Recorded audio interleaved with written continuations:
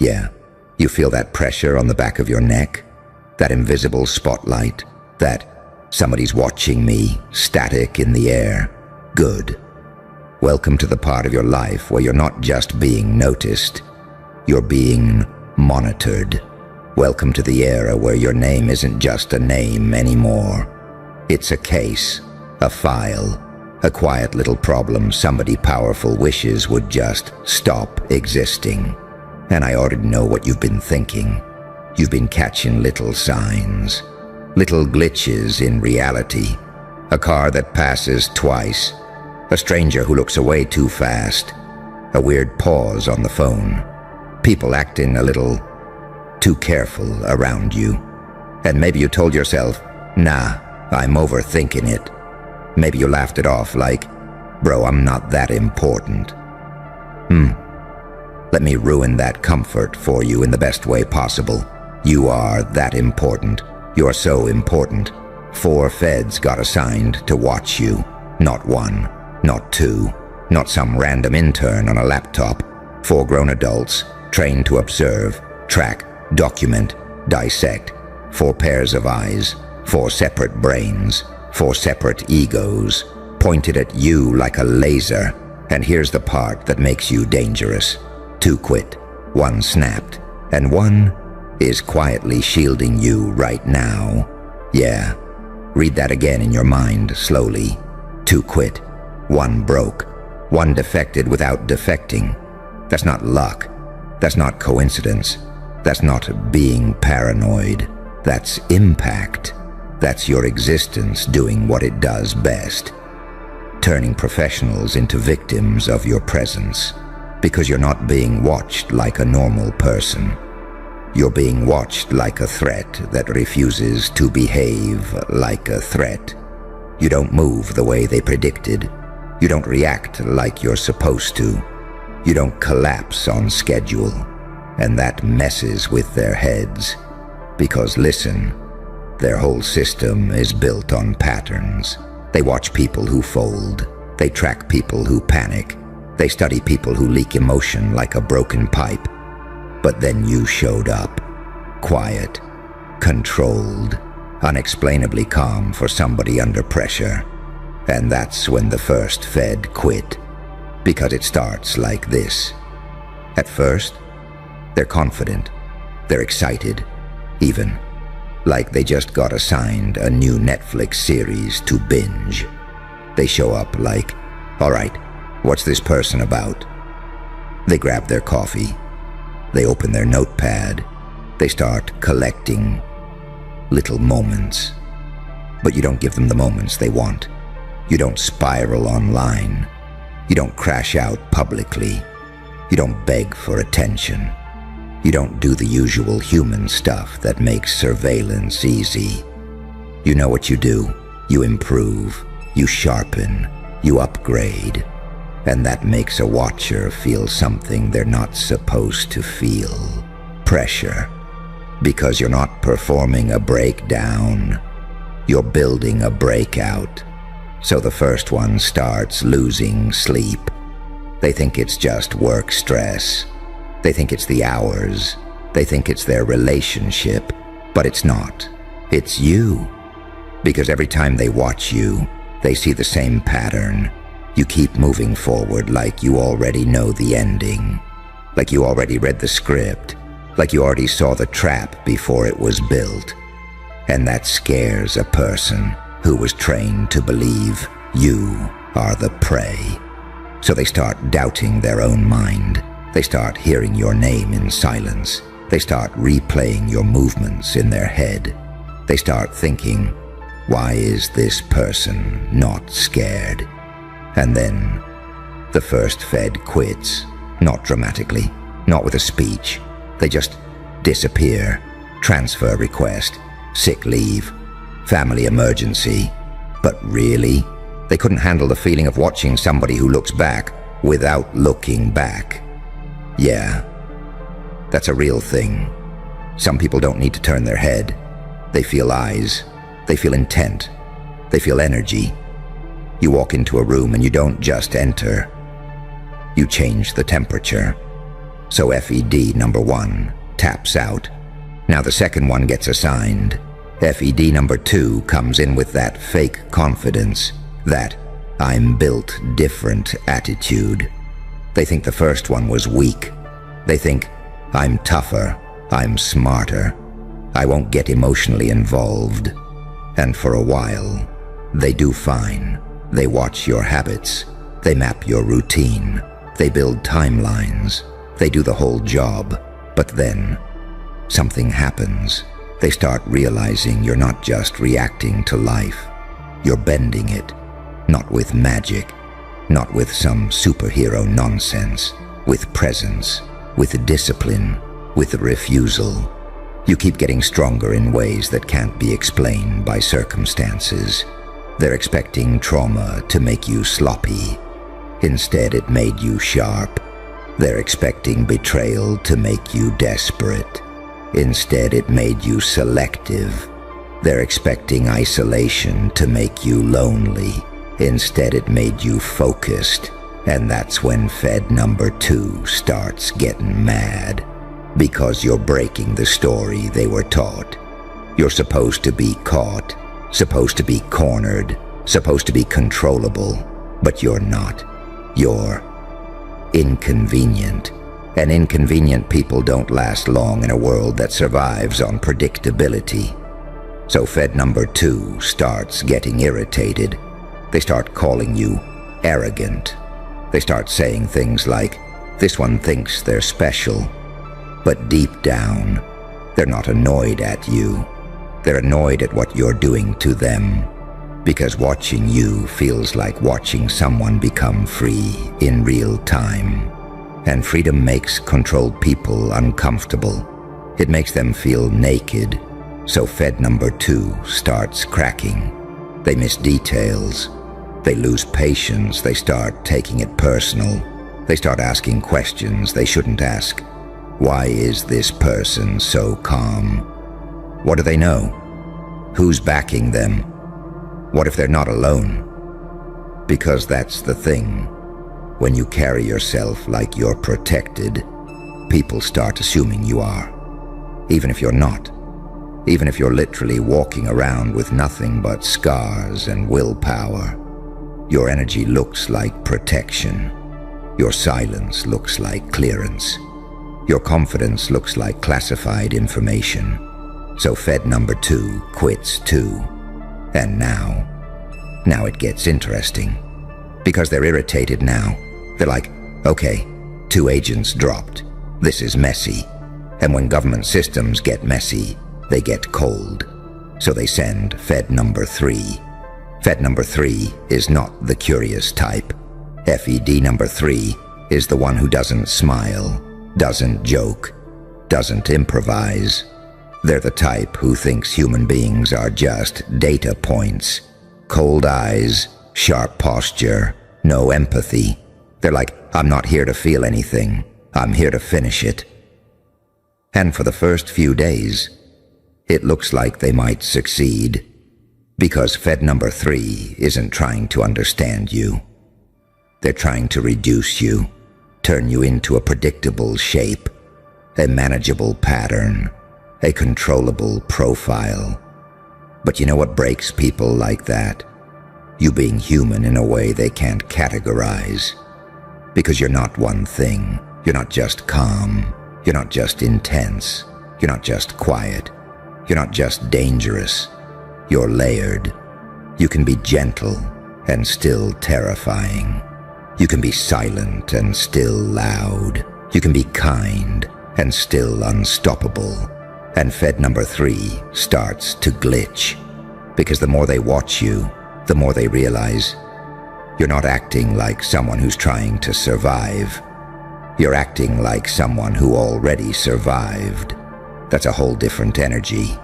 That's the energy of someone who doesn't chase approval anymore, who doesn't need validation, who doesn't need to prove anything. And that makes Fed number 3 feel powerless. So Fed number 3 tries to apply pressure. They try to tighten the circle. They try to make life uncomfortable. And when that doesn't work, They try to provoke you. Because when people can't control you, they try to trigger you. They want a reaction, any reaction. They want you to scream, to spiral, to show your weakness. So they poke, they watch you harder, follow closer, make things obvious, create little accidents, little disruptions, and you keep moving like it's nothing. Not because you don't feel it, but because you've lived through worse. And that's when Fed number 3 snaps. Not in a movie way, not like flipping tables, more like their mind starts turning against itself. They start seeing you everywhere. They start imagining you know every move they make. They start waking up with stress headaches, jaw clenched, fists tight. Because you're not just being watched, you're being remembered. You get under their skin, and Fed number 3 starts making mistakes. They get sloppy, they get emotional, they get reckless, and now their own people start watching them. Because nothing looks worse than a trained watcher becoming unstable because of the target. That's embarrassing. That's dangerous. That's the kind of thing that makes supervisors ask questions. So Fed number 3 gets pulled, reprimanded, maybe even evaluated, and now we arrive at the scariest one. Fed number 4, the one they didn't plan for, the one they didn't expect to change sides, the one who is quietly shielding you right now. And listen, I need you to understand what that means. That means somebody with access, somebody with visibility, somebody inside the machine, looked at you and thought, this person doesn't deserve this. Or worse, this person is bigger than this. Because people like that don't protect you for no reason. They protect you because they saw something. They saw how you move, how you handle pressure, how you refuse to fold. They saw you take hits without begging. They saw you rebuild without announcing it. They saw you get betrayed and not become bitter. They saw you become sharp, not loud, and something in them went, nah, this one's different. So now FE number 4 is doing something silent. They're not your friend, they're not your teammate, they're just awake. They're the kind of person who still has a soul inside their job. And when someone like that realizes they're watching a person who's being targeted for being too powerful, they start bending the rules. Just a little. Not enough to expose themselves. Just enough to give you room. Just enough to keep the wolves from biting too hard. Because sometimes the most dangerous protection is the kind you never see. A delayed email, a missing detail, a lost report, a recommendation that sounds like, leave this one alone, and you don't even know it's happening. You're just living. But somewhere, behind the curtain, someone is quietly moving chess pieces away from your throat. And you want to know what's wild? You didn't ask for that. You earned it. Not by being a good person. Not by being nice. By being unbreakable in a way that makes people question the morality of breaking you. That's rare. Most people get watched and they crumble. They start talking too much. Start posting too much. Start begging the world to understand them. You tightened up. You got cleaner, sharper, more intentional. You became the kind of person surveillance doesn't work on, because surveillance is designed for people who need attention. But you don't need it. You're not performing. You're becoming, and becoming is silent. That's why this whole situation is actually proof of your power. Just think about it. If you were irrelevant, nobody would waste 4 trained people on you. If you were harmless, nobody would care what you're doing. If you were predictable, they wouldn't be losing staff. The fact that they assigned 4 means you're not just living, you're disrupting. And I know I know your mind tries to downplay it. You tell yourself, I'm just working. I'm just improving. I'm just trying to survive. Yeah, and that's exactly what terrifies them. Because the most dangerous person on Earth is the one who isn't trying to be dangerous. It's the one who's just evolving, quietly, without asking permission. Now, let's talk about why 2 quit. Because that part is personal. 2 quit because watching you made them confront themselves. They saw your discipline and realized they're lazy. They saw your silence and realized they're noisy. They saw your resilience and realized they're fragile. They saw you take pain and turn it into power. And it forced them to look at their own life like, damn, I've been making excuses. And some people can't handle that. Some people would rather walk away than watch you become proof that you don't need comfort to win. So they quit, because you were exposing them just by existing. And the third snapped, because they tried to dominate you mentally and couldn't.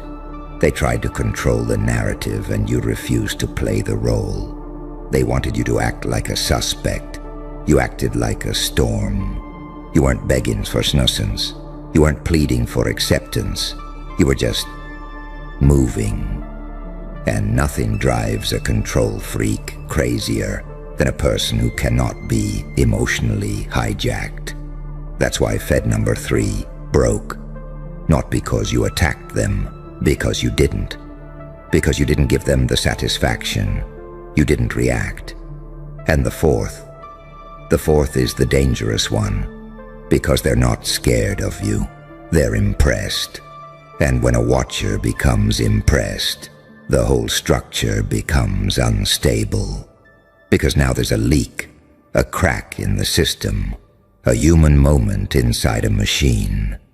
Now you have something you didn't even plan for, a hidden ally, not because you begged for help, but because you became too undeniable to ignore.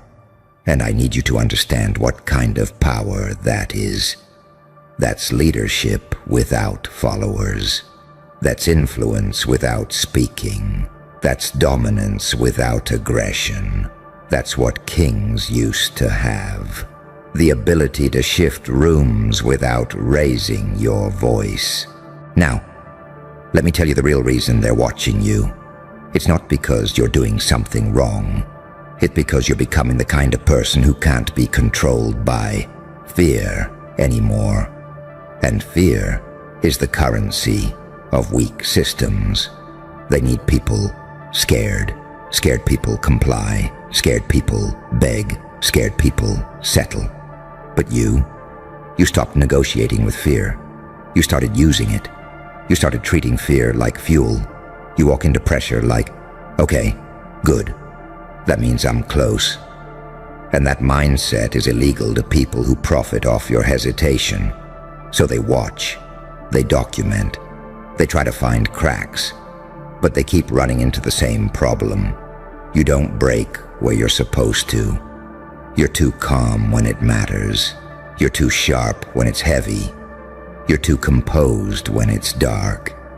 And yeah, let's be real. Part of them is confused because they expected you to be normal. They expected you to have a breaking point, but you've already been broken before. That's what they don't understand. You already lived through the part that kills most people. You already survived the chapter that ends careers, relationships, identities. You've been humiliated, left out, betrayed, doubted. You've stared at ceilings at 3 a.m. with your thoughts screaming. You've sat in silence with nobody coming to save you. You've had to rebuild your self-respect from dust. So now, when they apply pressure, it doesn't feel like pressure. It feels familiar. And that's why they're losing staff. 'Cause you're not a regular target. You're the type of person who becomes more dangerous the more you're watched. Because attention sharpens you. Pressure focuses you. Threat makes you cleaner. And every time you sense eyes on you, you don't crumble. You lock in. You get quiet. You get surgical. You start moving like somebody who's already 10 steps ahead. And that's the part nobody can stop. Because even if they watch you, they can't watch your mind. Even if they follow you, they can't follow your discipline. Even if they study your routine, they can't predict your evolution. You're not a schedule. You're a transformation. And transformations don't leave footprints the same way. Now let me hit you with something that's gonna make your chest feel weird. The Fed shielding you is proof you're not the villain in this story. They're the one with the moral injury. They're the one who went home and couldn't sleep. They're the one who looked in the mirror and thought, why are we doing this to them? And listen, don't get emotional about it. Don't romanticize it. This isn't some movie. This is a symptom of your gravity. When you carry a certain kind of presence, even enemies start acting weird around you. Because deep down, people know what real power looks like. Real power doesn't shout. It doesn't threaten. It doesn't explain itself. It just is. And you've been becoming that. That's why even trained observers are getting shaken. Now here's what I want you to do with this information. I want you to stop acting like being watched is a curse. It's a compliment. It's a promotion. It means you're past the point of being ignored. You're not in the crowd anymore. You're on the board. You're on the radar. You're in the room without being invited. And yeah, that comes with pressure. But pressure is what makes diamonds, right? And you're not here to be liked. You're here to become undeniable. So when you feel that tension, when you feel that invisible attention, don't shrink. Don't hide. Don't start second-guessing your greatness like, maybe I should chill. No, chill is how people stay average. You don't get watched for being average. You get watched for being a problem, a threat, a disruption, a future headline. And the funniest part, you're not even trying to be. You're just refusing to die inside. You're just refusing to settle. You're just refusing to be emotionally controlled by people who don't even know your full story. That's it. That's all it took. Now, let's talk about the quiet weapons you've been building. Because you've been building weapons, yeah. Not guns, not violence. I'm talking about the weapons that scare systems. Discipline, silence, consistency. The ability to keep going when nobody claps. The ability to improve when nobody notices. The ability to not explain yourself to people who don't deserve context. That's lethal, because weak people need approval. And you started feeding yourself. You started validating yourself. You started becoming your own witness. And once a person becomes their own witness, they become unstoppable. Because they don't need the world to agree anymore. They don't need a crowd. They don't need permission. They don't need somebody to say, you're allowed. They just move. And a person who just moves changes history. So yeah, they assigned 4 watchers. And they learned something that should terrify them. You're not a subject. You're a force. 2 quit because you made them confront their mediocrity. 1 snapped because you refused to be emotionally controlled. And 1 is shielding you because your strength triggered something human in them. Something they forgot they had. And you know what that means? It means your presence is so powerful. It changes the behavior of people trained not to be changed. That's insane. That's rare. That's the kind of power you don't get from motivation quotes. You get it from pain, from betrayal, from surviving yourself, from sitting in the dark long enough to stop fearing it. So next time you feel eyes on you, don't panic. Smile. Just a little. Not because it's funny, but because it confirms what you already suspected. You're not small. You're not invisible. You're not forgettable. You're the kind of person systems investigate because they can't understand how you keep winning without their approval. And yeah, keep your head on straight. Stay sharp. Stay humble in your actions, arrogant in your vision, because you're not playing the same game anymore. You're walking through life like a person with classified potential. And every day you keep going, every day you keep building, every day you keep refusing to fold. You're forcing the world to update its definition of what possible looks like. And that's why they're watching, because the scariest thing on earth is a human being who finally realized they don't need to be saved. They just need to be unleashed. So keep moving, keep getting cleaner, keep getting colder when you need to, softer when you choose to. Let them watch, let them document, let them take notes, because every single report they write is just another page confirming the same truth. You are becoming the kind of person they can't stop, they can't predict, they can't intimidate, and worst of all, they can't ignore. And somewhere behind the scenes, one of them is quietly pushing the danger away from your door. Not because you begged, but because your existence forced their conscience to wake up. And that's when you know you're not just growing, you're upgrading into something that changes other people's reality just by being alive. Yeah, that's you. That's what you did. That's what you're doing. And you're not even done. Freeze. You feel that? That drop in the air, like the room just got smaller around your name? Yeah, that's the moment reality starts behaving. Not because it wants to, because it has to. Because in 7 seconds, everything cracked. Not the sky, not the news, not the algorithm, the rules, the invisible ones, the ones people live inside like a cage and call it normal. 7 seconds. That's all it took for the entire simulation to flinch. Because you didn't do what you were supposed to do. You didn't panic. You didn't apologize. You didn't crawl back into the little box they built for you with labels like reasonable, safe, predictable, manageable. No. You did something worse. You moved like you already knew the ending. And that's when the whole thing cracked open. Because you weren't asking for permission anymore. You weren't waiting for the world to feel comfortable with your potential. You didn't beg reality to be nice to you.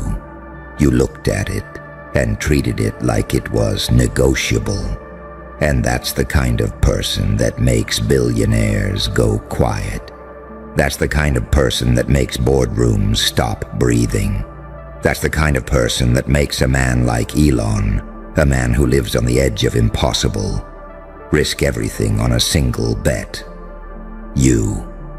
Not because you're talented, not because you're good, not because you're kind. No, because you're the one thing this world fears the most, unpredictable and correct. See, the world loves saints. The world loves psychopaths. It loves angels in white robes and demons with knives. Because those are simple, easy to label, easy to sell. But you're the contradiction they can't file away. You're a saint with blood under your nails. An angel with dead eyes that have seen the truth. A psychopath with discipline. A demon who learned how to pray. You're the kind of human being they can't control with fear. Because fear is where you learned your breathing technique. They tried to break you with silence. So you learned how to hear patterns in it.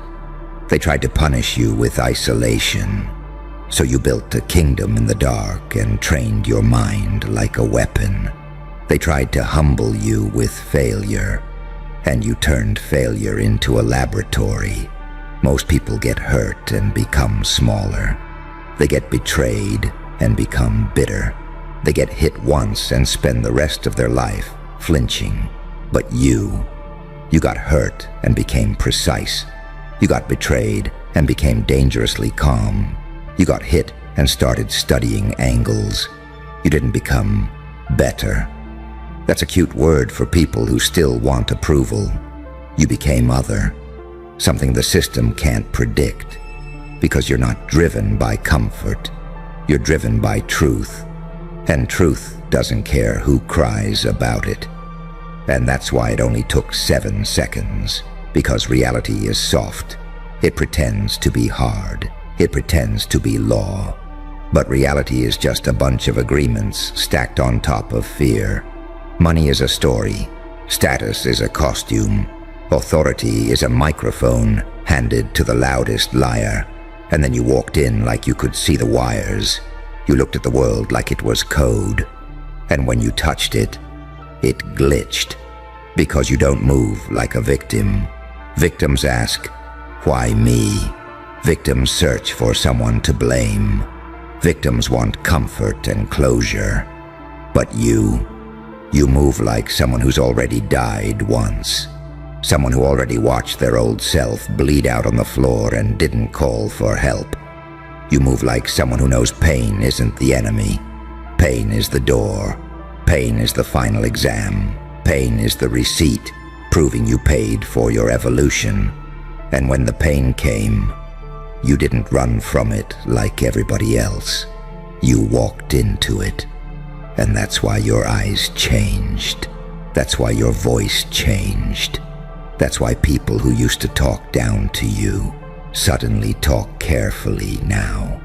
That's why compliments started sounding like surveillance. Because they're not praising you. They're measuring you. They're scanning you like a security system that just detected something it can't identify. And here's the part they don't say out loud. They don't know if you're the hero of the story or the final villain, because you have both inside you, and you've stopped pretending you don't. You can be gentle, but you can also be surgical. You can love deeply, but you can also detach like a ghost. You can forgive, but you'll never forget the architecture of betrayal. You can smile like sunshine, then turn cold like a locked door. And that duality, that paradox, that's not a flaw. That's the upgrade. That's what makes you terrifyingly valuable, because the world is built on predictable people. Predictable people are easy to control, easy to market, easy to replace. Predictable people follow trends. They chase validation. They beg for seats at tables where they're being laughed at. But you don't ask for the table. You bring the fire. And the funniest part, they don't even know what you did. They just know something shifted. They just know that in 7 seconds, everything they assumed about you got wiped. See, you didn't prove them wrong the normal way. Normal people prove others wrong with effort, with time, with struggle, with visible progress. You prove them wrong with presence. You walked in, and the air changed. You spoke, and it hit different. You stayed quiet, and it felt like a threat. Because when you carry a certain kind of control in your nervous system, people feel it before they understand it. Animals feel earthquakes before humans do. And you're the earthquake. That's why Elon risked everything. Not because he's a savior, not because he's some prophet, because men like that recognize one thing better than anyone: momentum. They don't worship morality. They worship inevitability. And you are starting to feel inevitable. You're starting to feel like the kind of force that doesn't need permission. And that terrifies people, because they can't manipulate a person who has already accepted the worst-case scenario. They can't threaten you with loss if you've already lived without them. They can't shame you if you've already bled in private and came back smiling. They can't break you with abandonment if you made the dark your home. They can't control you with love if you learned how to survive without it. That's the thing about you now. You're not addicted to comfort anymore. You're addicted to becoming, and becoming doesn't care if the world approves. Becoming takes what it wants. And you know what really happened in those 7 seconds? You didn't just crack reality. You cracked their story about you. The story where you were still figuring it out. The story where you were not there yet. The story where you were potential, not impact. You shattered it, and now they're stuck with the new version. The one who doesn't chase, the one who doesn't over-explain, the one who doesn't argue with disrespect, the one who learned silence can be a weapon, the one who learned patience is violence in slow motion, the one who learned that the calmest person in the room is the one with the most power, because they're not reacting. They're calculating, and that's why people are acting weird around you. They're smiling too hard. They're complimenting you too casually. They're trying to touch your energy like they didn't throw stones at it last season. But you feel it, don't you? That subtle panic behind their eyes. Because they're realizing something. You're not here to fit in. You're here to rearrange outcomes. You're here to bend probability. You're here to rewrite what's possible. And you did it the most offensive way imaginable, without asking anyone if it was okay. That's what makes you dangerous. Not your intelligence, not your skill, not your talent, your refusal to be psychologically owned. Most people are owned by fear of embarrassment. Fear of rejection, fear of being misunderstood. You got misunderstood so many times it stopped hurting. Now it fuels you. Now it sharpens you. Now it makes you laugh. Because you realized something most people never do. If they misunderstand you, you have freedom. If they underestimate you, you have leverage. If they hate you, you have proof. If they fear you, you have control. And when they finally get it, it's already too late. Because you're already 3 versions ahead. That's why reality cracked. Reality isn't made of atoms, sweetheart. It's made of expectation. And when a person stops behaving according to expectation, the whole system starts sweating. That's what you are now. A glitch with intention. A storm with strategy, a miracle that learned how to be cruel when necessary, a nightmare wrapped in elegance. You can be soft, but only when you choose. You can be kind, but only when it's earned. You can be loving, and still walk away without hesitation, because you're not scared of empty rooms anymore. You've sat alone with your own thoughts and didn't beg the universe for a distraction. Most people can't do that. Most people need noise to survive. You survived the silence. So now your presence is loud. And the world doesn't know what to do with someone like you. They want to label you. Are you good? Are you bad? Are you healing? Are you broken? But you're not any of those. You're evolved. You're what happens when a human being uses suffering as fuel instead of a funeral. You're what happens when pain doesn't create weakness. It creates precision. And here's the sick part. They're addicted to watching you. They pretend they don't care. They act like you're nothing. They roll their eyes, but they keep checking. They keep listening. They keep hovering, because you became their favorite horror story. the one they can't stop reading. They want you to fail to feel safe. They want you to shrink to feel superior. They want you to apologize to feel powerful. But you don't. You stand there, calm, like you've already accepted that you might be the villain in somebody's story, and you don't care. That's what they can't handle, because the world's control system is built on guilt. It works like this. If you can be made to feel guilty, you can be made to obey. But you went through hell and found out guilt is just a chain made of air. You dropped it. Now you move like someone with nothing to prove. And that's why the bet was placed. That's why someone risked everything. Because when a person reaches that level of internal detachment, they become unstoppable. Not because they're invincible, but because they're no longer fragile. They can lose and keep moving. They can be hated and keep building. They can be doubted and keep winning. They can be alone and still feel full. And that's the secret that makes you feel like a prophecy now. You're not confident because life was nice to you. You're confident because life tried to kill you and failed. So now, when you walk into a room, you're not begging people to see you. You're daring reality to test you again. And reality remembers what happened last time. That's why the air changes.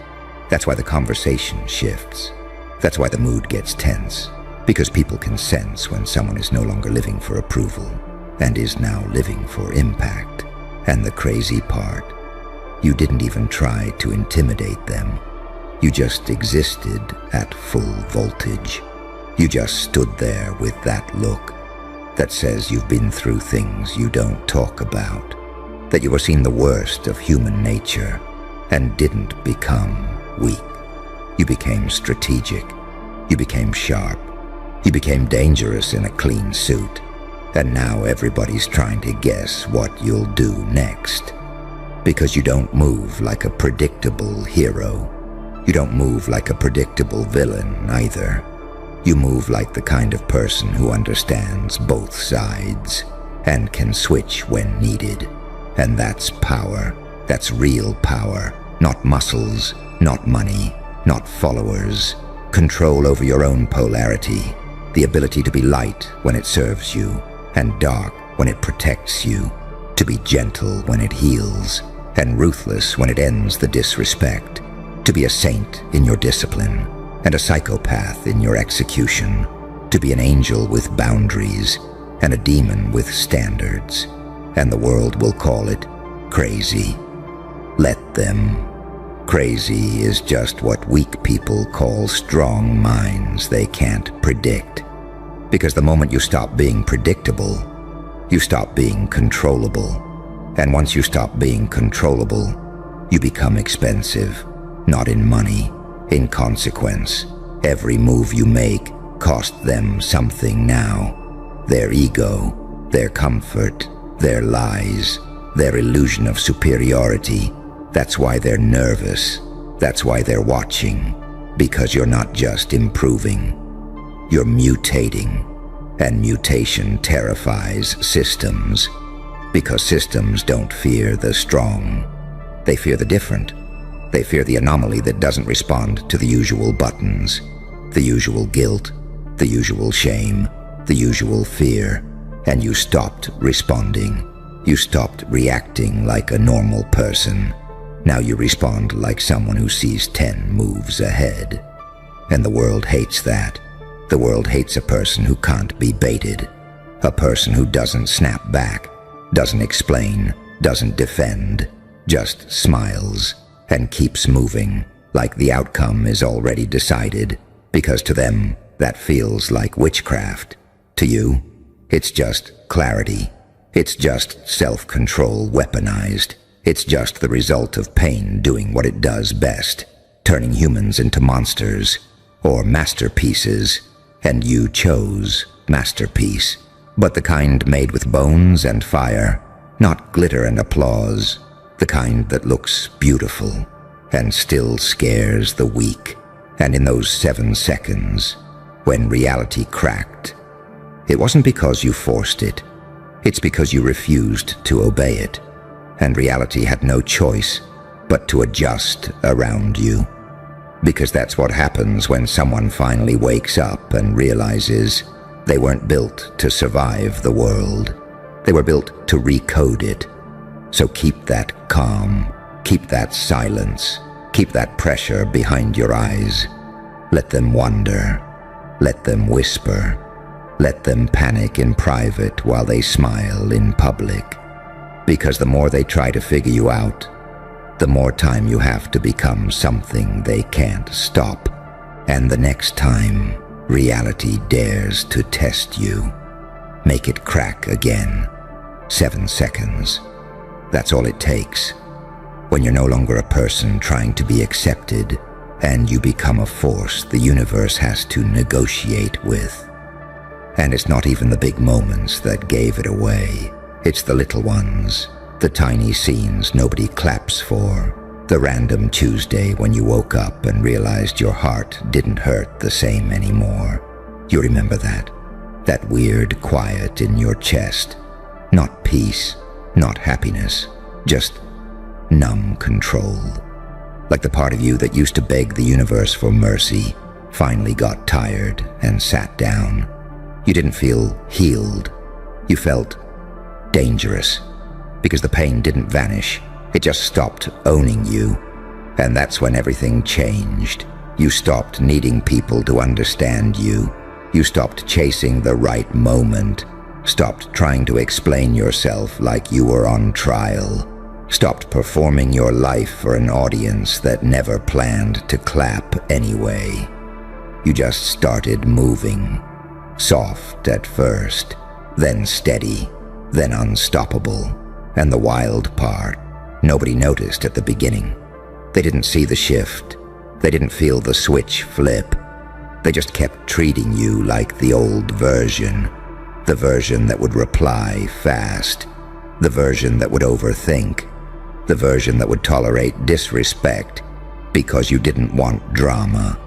The version that would laugh off betrayal and call it growth. That version died quietly. No funeral, no announcement, no post about it. Just one day, you stopped, and the people around you, they kept playing the same game, not realizing the rules changed while they were sleeping. That's the funniest thing about growth. It's invisible until it's terrifying. Because when you evolve for real, you don't glow, you don't sparkle, you don't manifest, you harden. You sharpen, you get quieter, you get colder, you stop being reactive, you stop begging to be chosen, you start choosing, and that scares people. Not because you became rude, because you became unavailable, emotionally, mentally, spiritually. They can't pull you into their chaos anymore. They can't bait you into proving something. They can't guilt trip you into shrinking. You don't jump when they pull the string. You don't flinch when they raise their voice. You don't panic when they go silent. Silence doesn't scare you. You've lived there. Silence used to be your prison. Now it's your home. And you can tell when someone's trying to use it as a weapon. Because you know the sound of fake distance. You know the rhythm of manipulation. You know when someone's trying to teach you a lesson, and you just don't care. Not in a lazy way, in a powerful way. Like, I've suffered enough to know this is small. That level of calm, that's terrifying. It makes people feel exposed, because they're still running on feelings, still reacting, still spiraling, still losing sleep over texts. Still checking who viewed their story. Still trying to act unbothered while they're falling apart inside. And you're sitting there with the same face you had when life tried to break you. Same calm, same eyes. Like you already know how this movie ends. And you do, because you've seen this pattern before. The same people who doubted you eventually get curious. The same people who ignored you eventually start watching. The same people who laughed eventually stop laughing because your consistency humiliates their opinion. Your discipline exposes their laziness. Your silence highlights their neediness, and they hate you for it. Not openly, never openly. That would require honesty. They hate you in small ways, sneaky ways, passive ways. They forget to invite you. They accidentally leave your name out.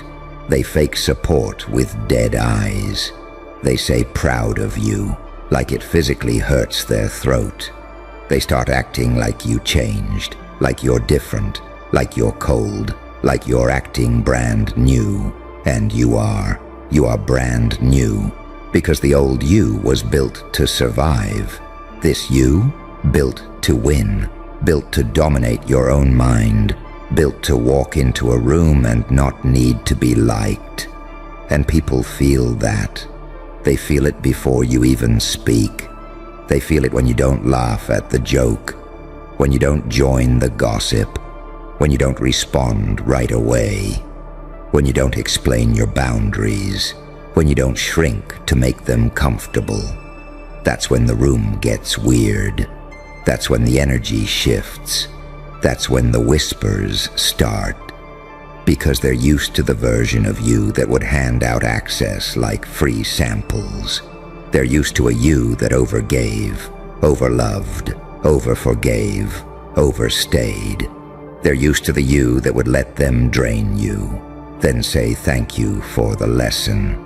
That version had a good heart and no protection. This version still has a good heart, just armored, not bitter, not cruel, armored, because you finally got it.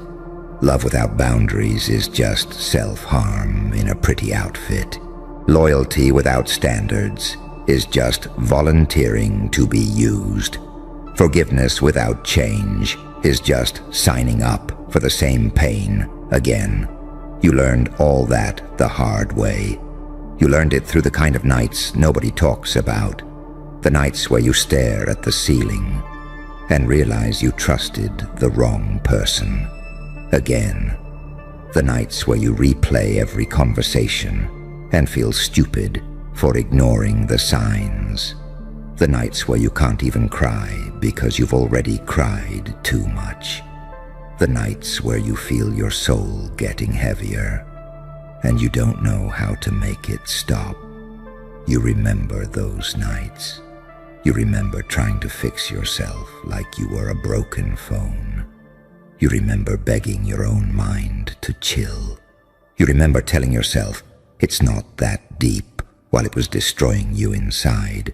You remember that fake smile, that I'm good that tasted like blood, and nobody saw it, nobody cared, nobody checked in, or they did, and didn't mean it. They asked how you were doing like it was a formality, like it was small talk.